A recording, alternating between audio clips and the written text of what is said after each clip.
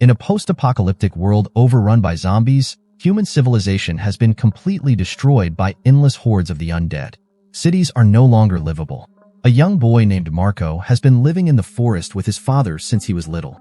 To help him survive the dangers of the outside world, his father gives him a handgun and tries to teach him how to protect himself. But Marco is too small and lacks the strength to pull back the slide. When the gun slips from his hands and falls to the ground, he nervously looks up at his father. Though they rely on each other to survive, his father is a man of few words, rarely engaging with Marco. He seems indifferent to Marco's growth, leaving the boy feeling isolated and lonely. Still, his father is deeply wary of the zombie-infested world beyond the forest. Until Marco can properly defend himself, he forbids him from leaving their safe haven. Marco is full of curiosity about the world outside. Every time he goes to fetch water, he carves a mark on a tree by the riverbank, gradually extending his trail further and further into the unknown. One day, while wandering through the forest, Marco stumbled upon an abandoned RV. He cautiously approached the vehicle and peeked inside. Climbing through the window, he started searching around and eventually found a toy on one of the shelves. But just as he was examining it, a shadowy figure suddenly appeared inside the RV. Startled, Marco froze and crouched in the corner, trembling with fear. Thankfully, the stranger didn't seem hostile. When the figure extended the toy toward him, Marco realized it was another boy, someone about his own age. Sensing the boy's kindness, Marco took out his headphones and invited him to listen to music together. And just like that, the two lonely children found friendship in one another. Marco knew he couldn't tell the father about what had happened, so he carefully hid the toy Miko had given him. Then, clutching his water bottle, he rushed back to camp. However, he had been gone for far too long. The father was furious, yelling at Marco so harshly that the chestnuts he had collected spilled all over the ground. Assuming Marco had only been out gathering chestnuts, the father let it go and didn't press further.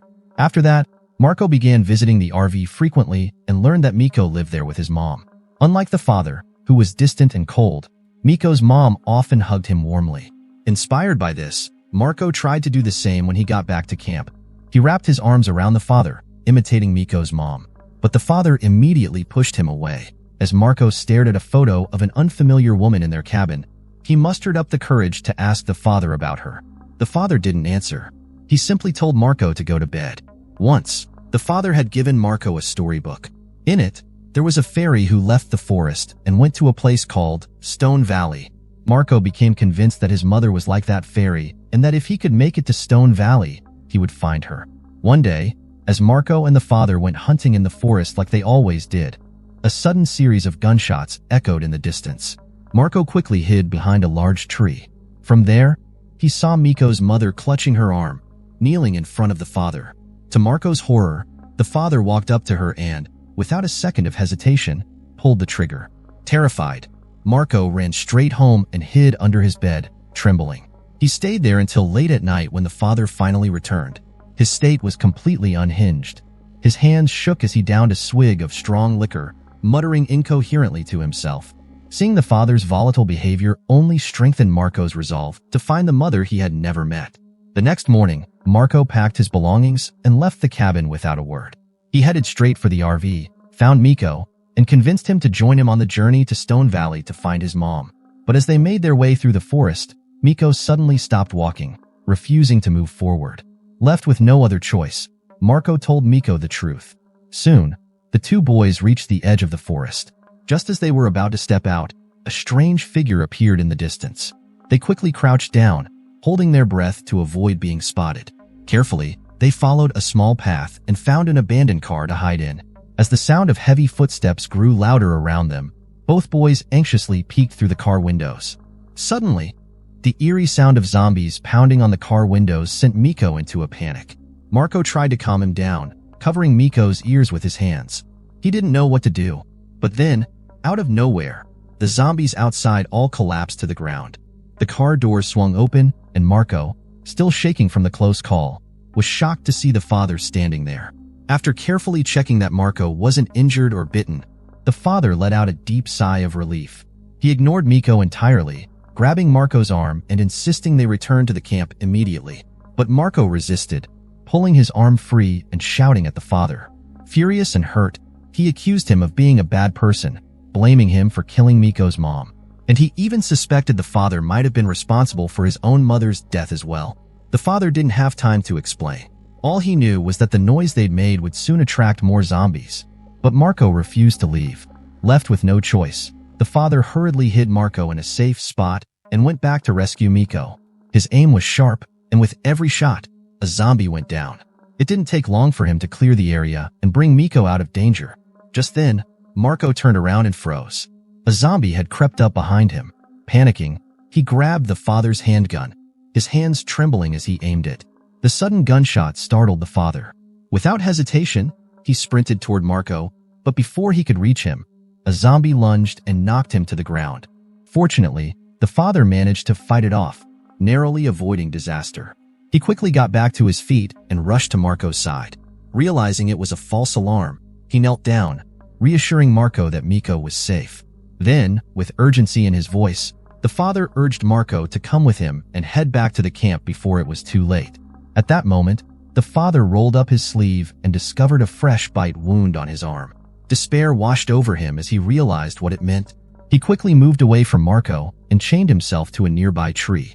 Marco, sensing something was wrong, approached the father. It was then that the father finally revealed the truth. He hadn't killed Miko's mother out of cruelty. She had already been bitten, and ending her suffering was the only way to save her. Marco hugged the father tightly. The father wanted nothing more than to hold his son in return, but he knew his time was running out. Soon, he would transform into a bloodthirsty zombie.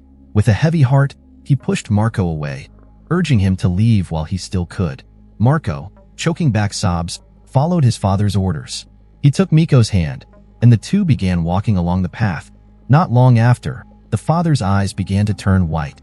Moments later, the silence of the forest was shattered by the sound of a single gunshot. Marco paused briefly, his heart heavy with grief, but he didn't stop. Without the father's protection, he knew he had to become stronger. As night fell, Marco and Miko huddled under a large tree. Marco felt lost and uncertain about the future, but the photo of his mother gave him a glimmer of hope. The next morning, they resumed their journey at first light. After what felt like an eternity of walking, they finally emerged from the forest into a vast open field. Following a set of railroad tracks, they pressed on, unsure of how far they had traveled. Their food supplies were nearly gone.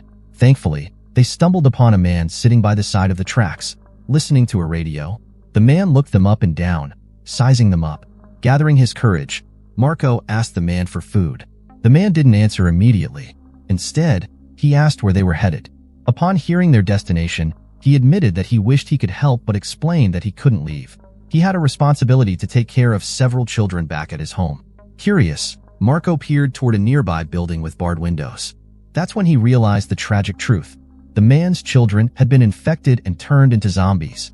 The man couldn't bring himself to harm them, so he kept them locked away. After filling their stomachs, Marco and Miko continued on their journey. Their playful banter made the long trek feel less lonely. As the sun dipped lower in the sky, they knew they needed to find a place to spend the night. Soon, they came across an abandoned train on the tracks, which seemed like the perfect shelter. Marco cautiously approached and pried open a small gap to peek inside, only to discover the train car was packed with zombies. Startled, the boys stumbled back. Fortunately, the zombies were trapped inside, unable to get out. Breathing a sigh of relief, they quickly moved on. Not far down the tracks, two armed men suddenly appeared, blocking their path. The boys had no choice but to comply as the men forcefully loaded them into a vehicle. After a long and tense ride, they were brought to a survivor camp. The leader, John, studied the boys intently. His expression shifted to one of astonishment as he realized that the two were uninfected and healthy. John explained the dire situation. Since the zombie outbreak years ago, every baby born to survivors was already infected with the virus. Humanity was on the brink of extinction. Seeing two untainted children filled John with hope. He believed they might hold the key to curing the virus and saving mankind. However, compared to the naive and easygoing Miko, Marco was much harder to control. This didn't sit well with John, who ultimately gave the order to get rid of Marco. Bearded Guy, unable to bring himself to harm a child, decided to secretly let Marco go. But Marco wasn't about to abandon Miko. When Bearded Guy refused to help further, Marco sneaked back into the camp on his own. After locating Miko, the two managed to slip past the guards and escape into the night. The following morning, John discovered the boys were missing. Enraged, he didn't hesitate to shoot bearded guy in the head as punishment for his betrayal. Meanwhile, Marco and Miko had no idea how far they had run. Miko started whining for water. Frustrated and overwhelmed, Marco snapped at him, grumbling that he should have left Miko behind. But when he saw Miko's tearful, pleading eyes, his resolve softened. Marco decided to search for water. He came across an abandoned building and ventured inside. The place was full of leftover supplies from previous escapees. Marco grabbed some clothing and found half a bottle of water in a box. Stepping out onto the balcony, he got his first real glimpse of the world beyond the forest. It was devastating. As far as the eye could see, most people had transformed into monstrous creatures. In that moment, Marco realized the truth. The forest wasn't just their home. It was a pure, sheltered world. An innocent fairy tale the father had carefully constructed to protect him from the horrors of reality. Suddenly, there was noise from downstairs. It turned out that John and his men had tracked them down. John pulled out his gun, ready to kill Miko without hesitation. But before he could act, a drone appeared above them, causing John to pause and grow tense. The next moment, gunshots rang out, and John and his men were instantly riddled with bullets, falling to the ground. Marco, hiding in the shadows, observed quietly. Soon after, two fully armed soldiers appeared. Miko, spotting Marco, shook his head, signaling him to leave. But Marco accidentally made a noise, which immediately drew the soldiers' attention. Miko, seeing this, quietly picked up a gun from the ground. The soldiers reacted quickly, and before they realized what had happened, they had already killed Miko. Marco was devastated, knowing that Miko had died trying to protect him. Once the soldiers left, he gathered his strength and continued on his journey alone, still determined to find his mother. However, the Stone Valley was just a place the father had invented. Marco could never truly find it. After leaving the fairy tale shelter of the forest, Marco gradually began to realize the harsh truth. In his anger, he tore up the fairy tale book and let out a roar. But all that answered him was an endless silence and coldness. He climbed to the top of a mountain and gazed at the vast city below. With nowhere else to go, Marco, filled with curiosity, walked into the city. It was a place he had never seen before, an enormous forest of stone. He vaguely felt that this might be the legendary Stone Valley, but the city was still crawling with zombies. Marco cautiously avoided them, eventually finding his way to an abandoned hospital. He pushed open the door to a patient room and, to his shock, saw a woman dressed in white, the figure from his fairy tale. He thought she was his mother. Carefully, he approached her and reached out to hug her. The woman quickly grasped his hand. But the next moment, Marco felt a sharp pain on the back of his hand. The woman turned around, and instead of the gentle face of a fairy, he saw the terrifying visage of a zombie. Marco immediately ran for his life, blocking the door with a metal rod. Behind him, the sound of zombies relentlessly banging on the door filled the air. Overcome with helplessness, Marco burst into tears. The repeated blows of reality were too cruel for a young boy to bear. After escaping the hospital, Marco was numb, his expression vacant. He came across a wall full of missing person notices and silently added a photo of his own mother. Then, he walked into an abandoned building, drawn in by a sound coming from inside. As he got closer, he realized it was just a holographic projection. The sound attracted a horde of zombies. The fragile iron door wouldn't hold for much longer. Exhausted and defeated, Marco finally gave up trying to escape. He put on his headphones and waited for the zombies to overrun him.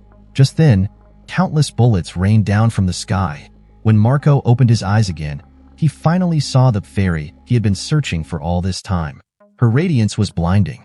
The female soldier pulled off her mask, and upon noticing the wound on Marco's hand, she immediately drew her gun. But Marco showed no fear. He calmly embraced her and gently wiped away the tears on her face. Then, the soldier noticed the M mark on the palm of Marco's hand. This was the symbol for post-apocalyptic newborns. They were immune to the virus, representing the last hope for humanity's revival. Marco took the soldier's hand, and together, they walked away from the ruins.